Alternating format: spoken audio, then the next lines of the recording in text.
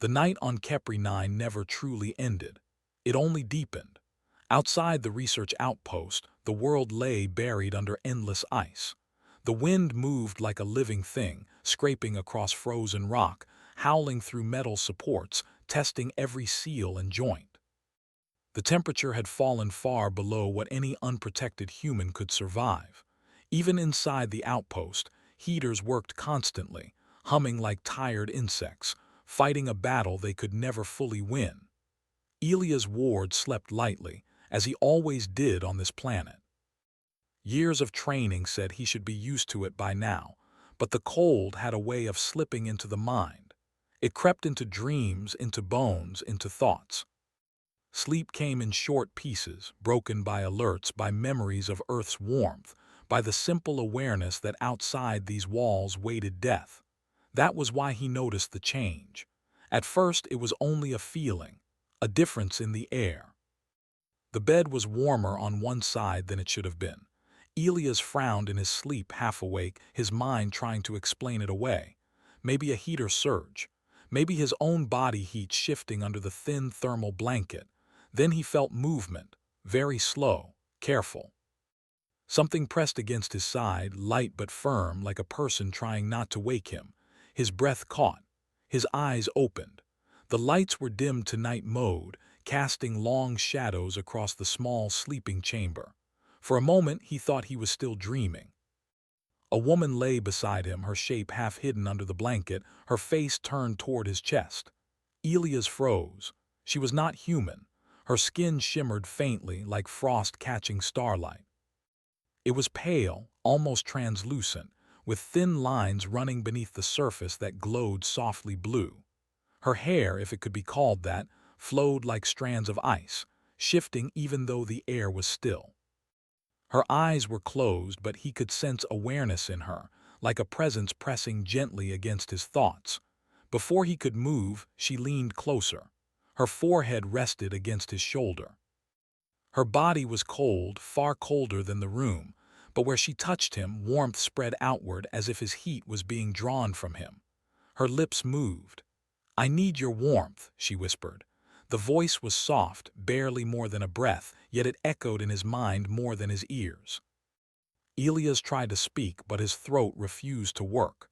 Fear, confusion, and disbelief tangled together inside him. Then, just as suddenly as she had appeared, she was gone. The blanket lay flat. The other side of the bed was empty. The room returned to silence, broken only by the steady hum of heaters. Elias sat up, heart pounding. His breath came fast, fogging slightly in the cold air. He swung his legs over the bed and stood, every muscle tense. His eyes scanned the room. Nothing was out of place. No doors open, no alarm sounding. He checked his wrist console. No alerts, no breaches, no life signs detected other than his own. Get a grip, he muttered to himself. Sleep deprivation, stress, long-term isolation, all common on deep frontier assignments. The mind could play tricks, especially in places like Kepri 9, where the dark pressed in for months at a time. Still, he didn't go back to sleep.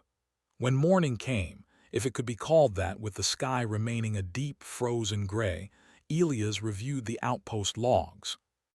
Environmental data showed nothing unusual, power levels stable, heaters operating within normal limits. But one thing stood out. Between 02:13 and 02:26 local time, the internal temperature in his sleeping chamber had dropped by nearly 4 degrees. That shouldn't have been possible.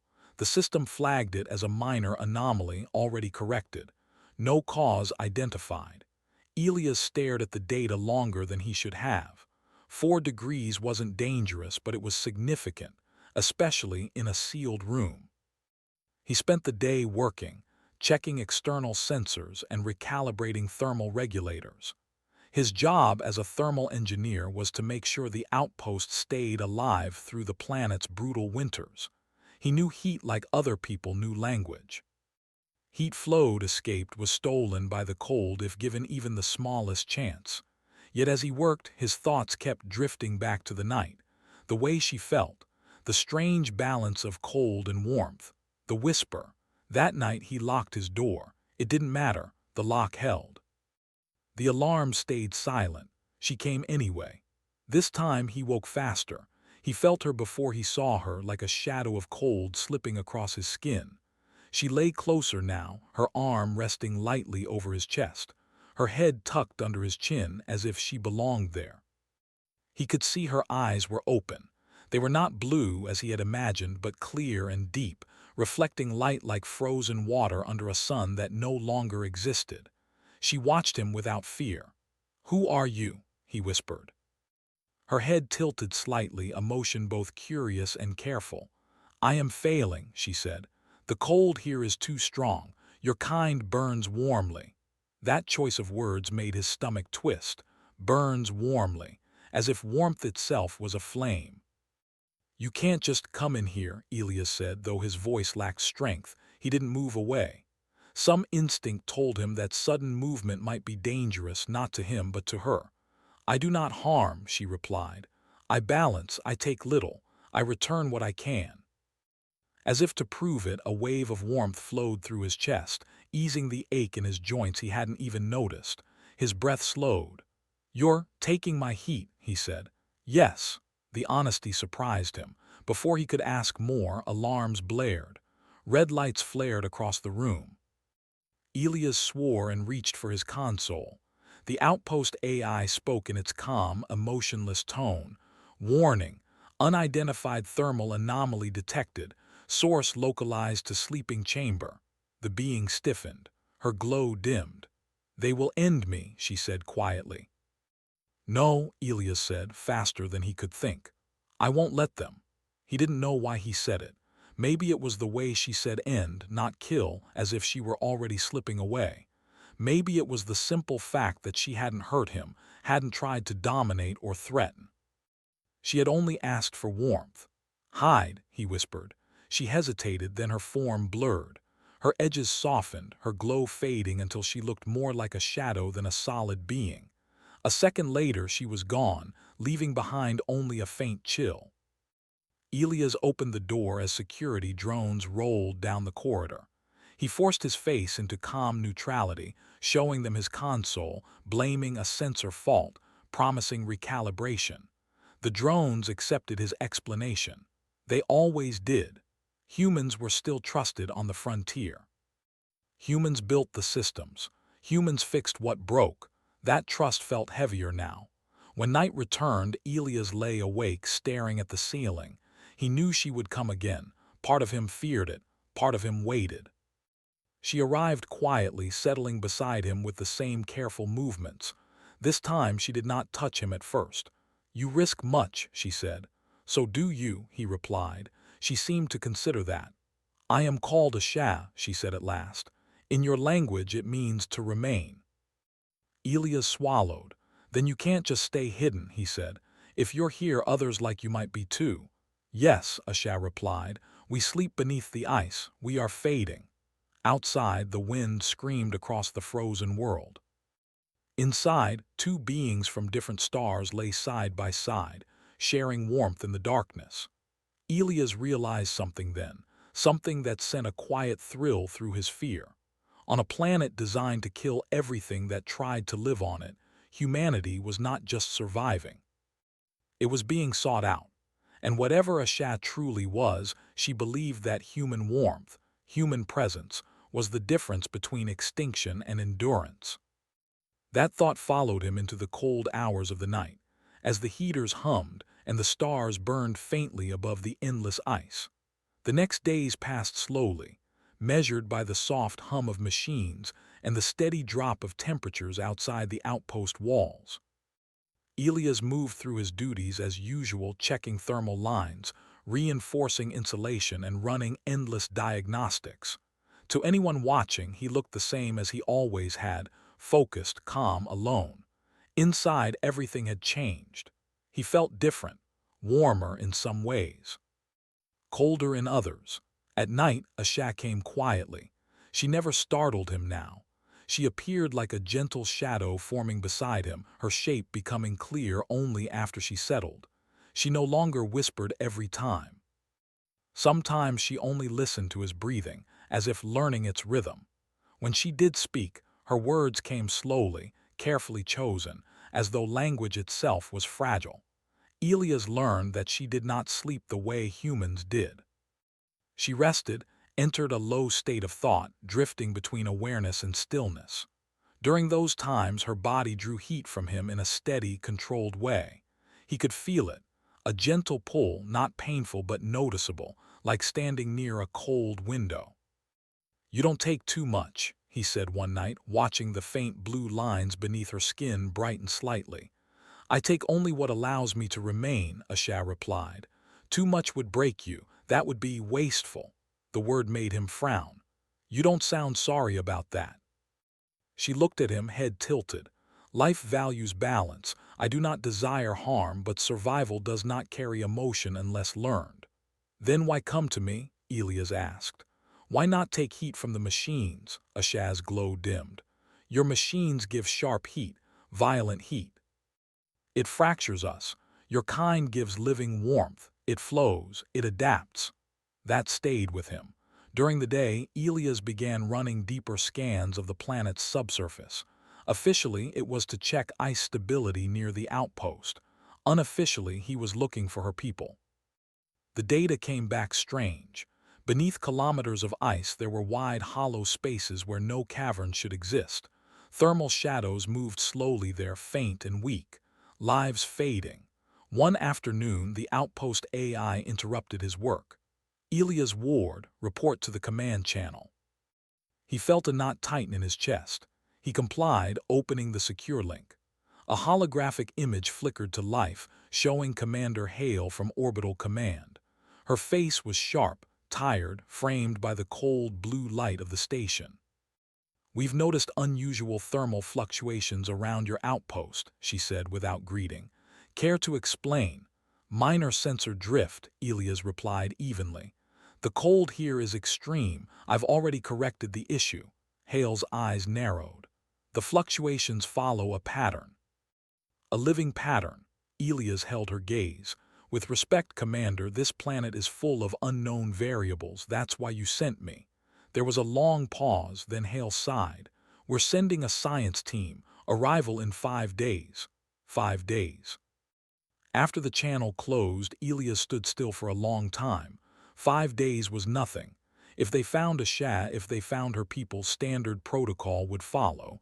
Containment, study, dissection if necessary. He told Asha that night.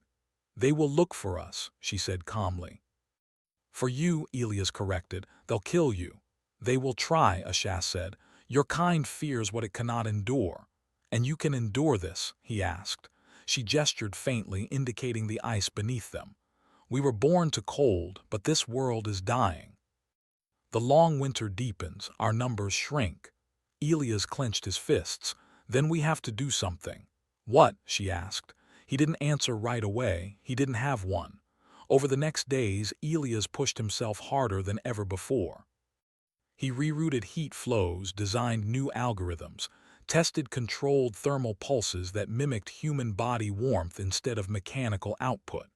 It was risky, untested, and far outside official guidelines. But it worked. In a sealed test chamber, he created a stable heat field that flowed softly, rising and falling like a breath. Asha watched from the doorway, her eyes wide. "This feels familiar," she said. "Like home." Elias smiled despite himself. "If I can scale it up, we might be able to warm the ice chambers below without melting them." "You would change the world," Asha said. "I'm human," he replied. "That's kind of what we do." On the 4th night, something went wrong. The outpost shuddered as external alarms screamed. Elias was thrown from his chair, slamming into the floor. Red lights flashed. The AI spoke urgently. "Structural breach detected. Subsurface ice shift." Elias scrambled to his feet and ran to the main console. Beneath the outpost, the ice was moving. Massive pressure waves rolled through the frozen layers, threatening to collapse the hollow spaces below. Asha appeared beside him instantly, her form brighter than ever. "They are dying," she said. "The cold spike is too strong." Elias didn't think. He acted. He diverted power from non-essential systems, routing it into the experimental thermal field generator. The outpost groaned in protest. Warnings flooded the screen. Elias warned, the AI intoned. This action may result in catastrophic system failure. Do it, Elias snapped. The generator came online, releasing a wave of soft heat downward into the ice. The reading stabilized, then slowly began to rise. The pressure eased. Elias collapsed into a chair, shaking. Asha knelt in front of him, her cold hands hovering just above his face, not touching. You burn yourself for strangers, she said softly. Yeah, he said weakly. It's another human habit. When the science team arrived the next day, they found an outpost running on the edge of collapse but still standing. Elias met them at the airlock, exhausted but composed. They brought scanners, drones, weapons. What's down there? One of the scientists asked, pointing to the ice readings. Life, Elias said simply. That night, as the team set up their equipment, Asha stayed hidden, closer to Elias than ever. She rested her head against his shoulder, drawing warmth slowly, carefully. If they force us into the light, she said, many will not survive. Elias stared at the ceiling, listening to the distant sounds of human voices, boots on metal, machines awakening. Then we won't let them force anything, he said. For the first time since he had met her, Asha smiled, not with her mouth but with a soft, steady glow that spread through her entire form. Outside, the planet remained frozen and hostile. Inside the outpost, a quiet defiance was growing. Not loud, not violent. Just warm enough to change everything. The science team did not sleep much that first night. Their equipment filled the outpost with new sounds, soft beeps, low hums, the click of tools and boots on metal floors. Elias moved among them when needed, answering questions, showing systems, keeping his voice steady. Inside, every step felt heavy. Every scan felt dangerous.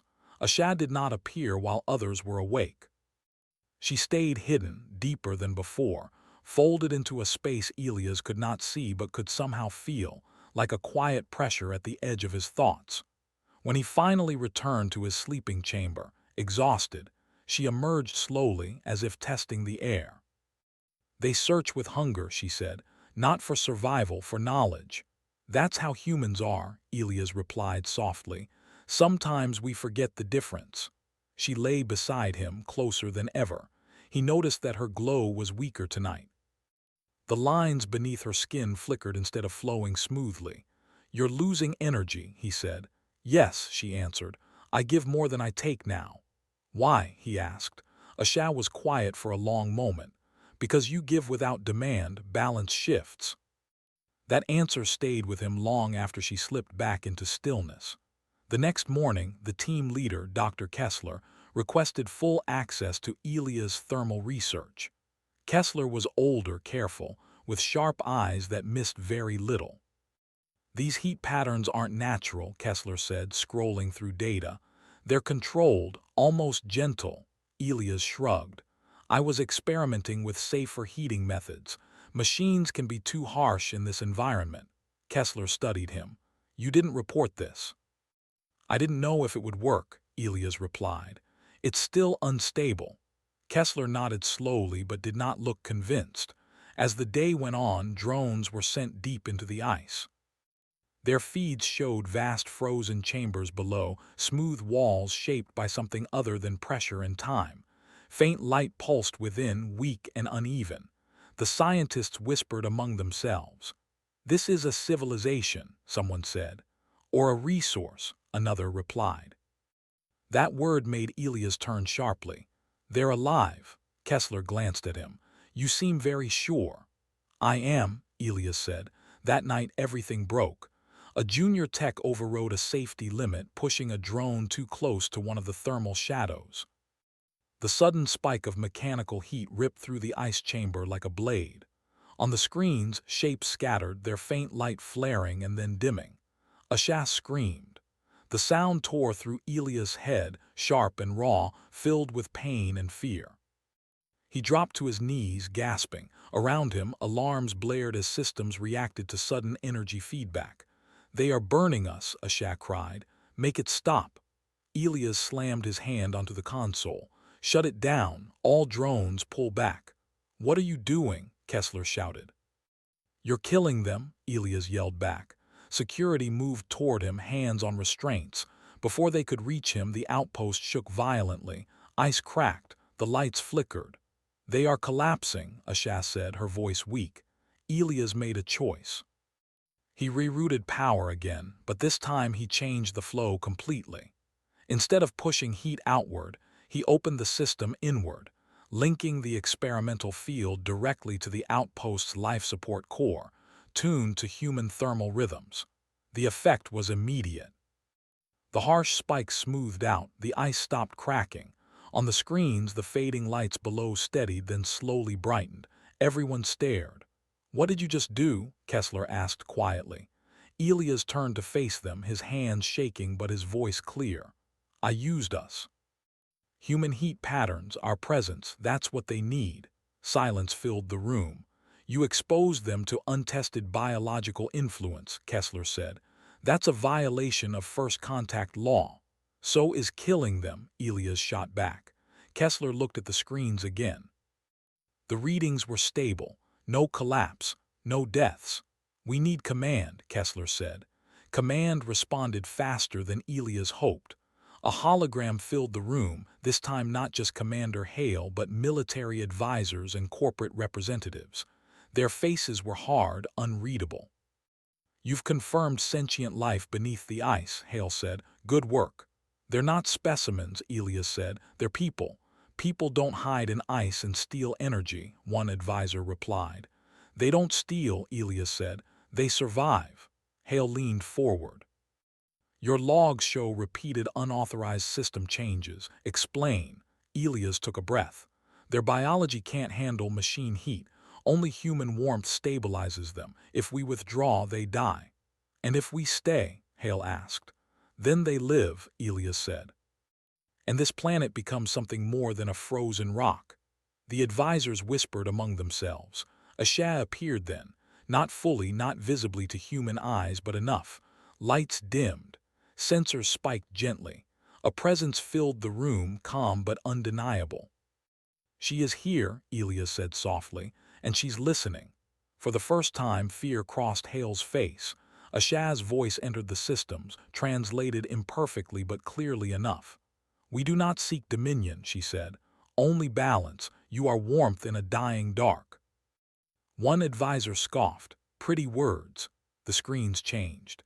Data flooded in, models Elias had not even known were possible. Long-term projections showing shared survival, human settlements above, ice cities below, a stable world. Asha was sharing everything. "You would bind us to yourselves," Hale said. "Yes," Asha replied. "As you bind yourselves to fire, to air, to gravity, interdependence is not weakness." Silence stretched. Finally, Hale spoke. "If we agree, this changes everything. You become guardians, not owners." Elias let out a breath he didn't know he'd been holding. "I can live with that," he said. The transmission ended. Hours later, the outpost was quiet again. The science team moved carefully now, slower, more thoughtful. Weapons were lowered. Drones were recalibrated. That night, Asha lay beside Elias, her glow steady and strong for the first time since he had met her. "They heard us," she said. "They listened," Elias corrected. "That matters." Asha studied him. "Your species is strange. You burn worlds, then mourn them. You freeze in darkness, yet become fire for others." Elias smiled tiredly. "We're still figuring ourselves out." She rested her head against his chest, drawing warmth freely now, no longer afraid. Below them, beneath miles of ice, an ancient civilization stirred, not in fear but in hope. And above, among the cold stars, humanity took its first quiet step toward becoming something more than survivors, not conquerors. Caretakers, the agreement from command did not bring peace right away. It brought tension. Within hours, new orders arrived. The science team was to remain, but now under strict limits. No forced contact. No aggressive scanning. Military ships would stay in orbit watching. Everything would be reviewed, discussed, debated. Humanity moved slowly when fear mixed with responsibility.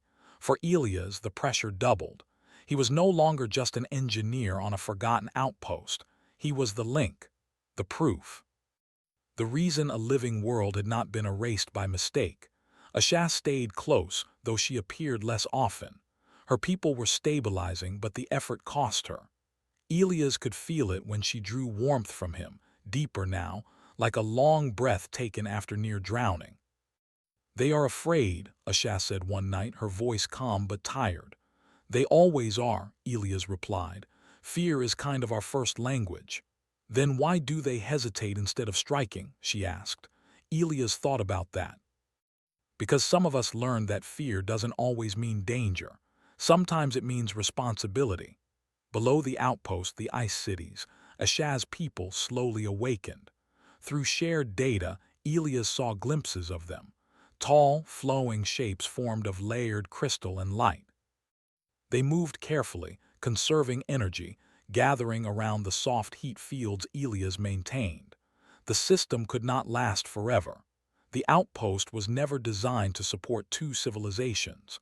Commander Hale made that clear when she arrived in person. Her shuttle docked with a heavy clang, and suddenly the outpost felt very small. Hale walked through the corridors with controlled steps, her presence filling the space. She met Elias in the central operations room. "You understand what you've started," she said.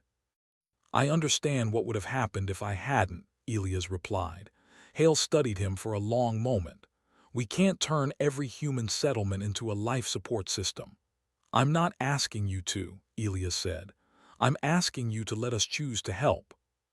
"Choice is expensive," Hale said, "and risky." Asha appeared then, not hidden, not fading, fully visible. The room fell silent. She stood tall, her form glowing softly, light bending around her like frost in sunlight. She did not look threatening. She looked fragile and strong at the same time. "I speak for those below," Asha said. "We do not ask you to stay forever, only long enough to teach us how to endure without you." Hale's breath caught. "You want independence." "Yes," Asha replied. "Warmth taught us survival.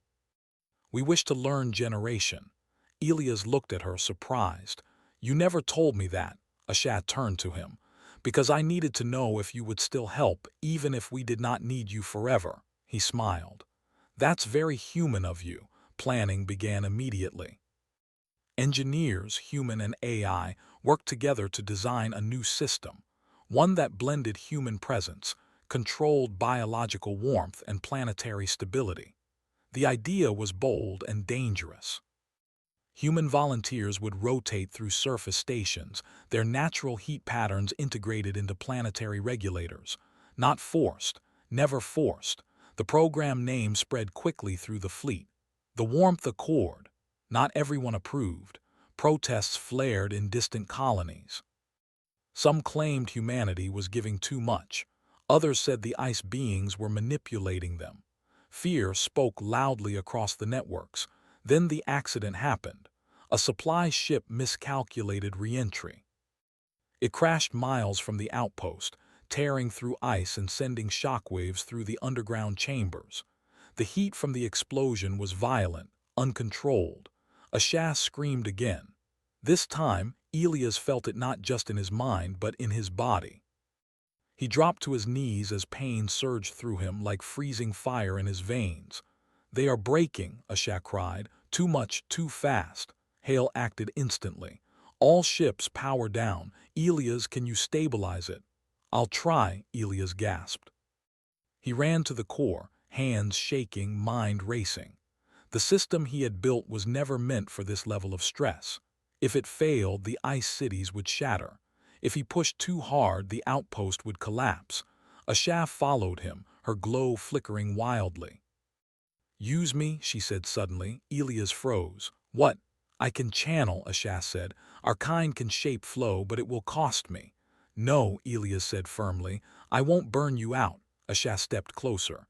"You already taught us warmth is shared, not owned." There was no more time.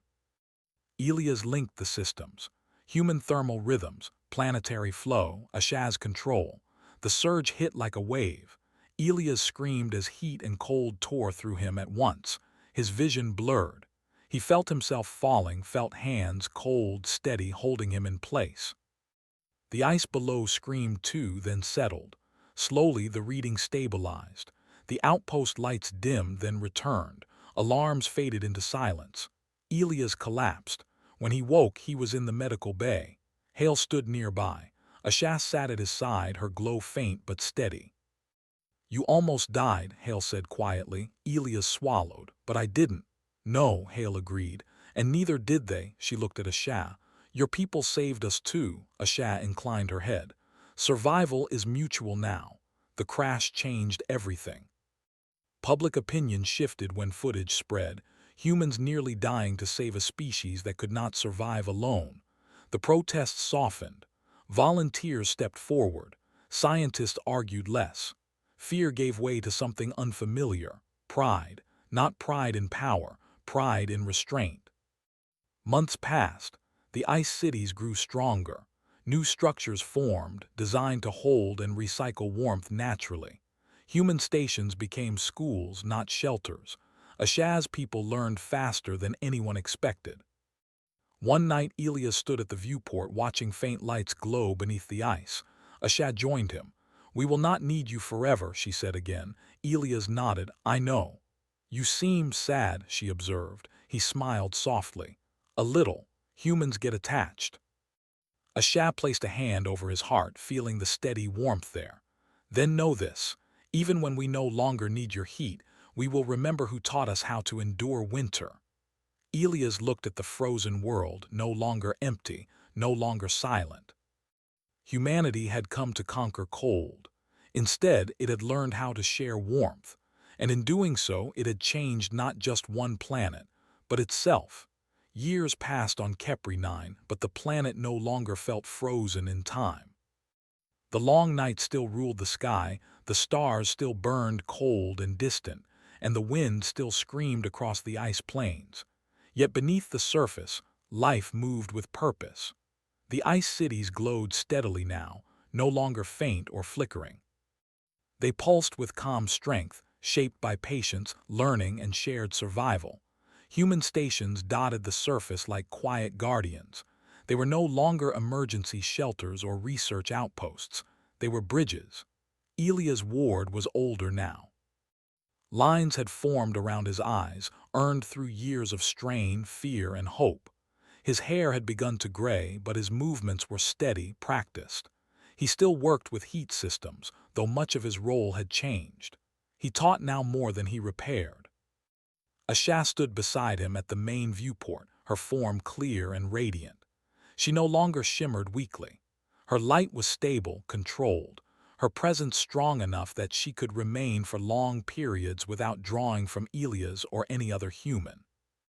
That change filled Elias with pride. "They've completed the southern network," Elias said, reading the data scrolling past the glass. "Independent thermal loops, no human input required." Ashan nodded. "The young ones shaped it. They learned faster than we expected." "You sound proud," Elias said. "I am," she replied, "and so should you be." The warmth accord had reshaped humanity's place in the galaxy. What began as a fragile experiment became a model for coexistence. Other species watched closely. Some were cautious, some were curious. A few were openly hostile, but none could deny the results. Kepri 9, once considered a dead world barely worth the cost of colonization, had become proof that humanity's greatest strength was not weapons, engines, or numbers. It was presence. Human warmth, physical, emotional, cultural, had stabilized an entire civilization without conquest or control. Elias remembered the early days when fear ruled every decision, when one mistake could have wiped out a Shaz people or sparked a war. When he lay awake at night wondering if he had doomed them all by choosing compassion over protocol, he had never regretted it. A group of human trainees entered the observation hall, their boots echoing softly. They were young, some barely out of the academy, eyes wide as they looked through the viewport at the glowing world below. "That's beautiful," one whispered. Elias turned to them. "It wasn't always." He told them the story as he often did, not as a legend but as a lesson. About the first night, the fear, the choice, about how easy it would have been to follow orders and let the unknown die quietly under the ice. "But you didn't," one of the trainees said. "No," Elias replied, "and that choice mattered." After they left, Asha looked at him with quiet curiosity. "You repeat the story often." "Stories remind us why we chose the hard path," Elias said. "Humans forget easily." "We forget too," Asha admitted. "But your stories shape memory differently. They carry emotion." "That's another human habit," Elias said with a small smile. Later that cycle, an unexpected message arrived. A deep space fleet had entered the system. Not human, not hostile, at least not openly. They requested observation rights. Commander Hale, older now but still sharp, contacted Elias directly. "They've been watching us," she said. "They want to understand how a species so physically fragile reshaped a death world without domination." Elias glanced at Asha. "You want my advice?" Hale smiled faintly. "I always did." "Let them watch," Elias said. "We're not hiding anything." The fleet observed for weeks. Their sensors traced the warmth flows, the shared systems, the way humans and ice beings worked side by side without hierarchy. No chains, no weapons raised. When they finally responded, their message was simple. They wanted to learn. That night, Asha came to Elias' quarters, though she no longer needed to. She stood by the window, watching the stars. "You have changed more than this world," she said. Elias leaned against the wall, tired but content. "So have you," Asha turned to him. "My people will soon be fully independent. We will not require human warmth to survive." Elias nodded. He had known this day would come. "And?" he asked quietly. "And I will leave the surface," Asha said. "I will return below, permanently." The word hit harder than he expected. "I figured," Elias said after a moment, "it's your home." "Yes," Asha replied, "but I wanted to tell you myself." Silence settled between them, heavy but not painful. "I won't pretend I'm not going to miss you," Elias said. Asha stepped closer. She placed her hand over his chest, feeling the familiar warmth there, not needing it, simply acknowledging it. "You taught us that warmth is not only heat," she said. "It is choice, memory, care." She withdrew her hand. "Those remain." On her final night on the surface, there were no alarms, no fear, no crisis. They sat together, watching the slow movement of lights beneath the ice. Asha spoke of her people's future, of growth, of art shaped in crystal, of histories now preserved instead of fading. Elias spoke of humanity, still flawed, still dangerous at times but capable of learning. When dawn came, if such a thing could be said to exist on Kepri 9, Asha stood at the descent chamber. "This is not goodbye," Elias said. "No," Asha agreed. "It is balance." She stepped into the light, her form dissolving gently into energy as she returned to her world below. Elias stood alone for a long time after she was gone. Years later, when Elias finally left Kepri 9, the planet no longer needed him. The systems ran smoothly. The ice cities thrived. Humans and Asha's people met as equals, not dependents. As his ship lifted off, Elias looked back one last time at the frozen world that had taught humanity something no war ever had. That survival was not about strength alone. That warmth could be shared without being consumed. That in a universe of cold stars and silent space, humanity's true legacy would not be the worlds it conquered, but the lives it chose to protect. And far below, beneath layers of ice that no longer felt like a prison, Asha looked upward, sensing the faint echo of human warmth among the stars, not as a need, but as a memory, one that would endure.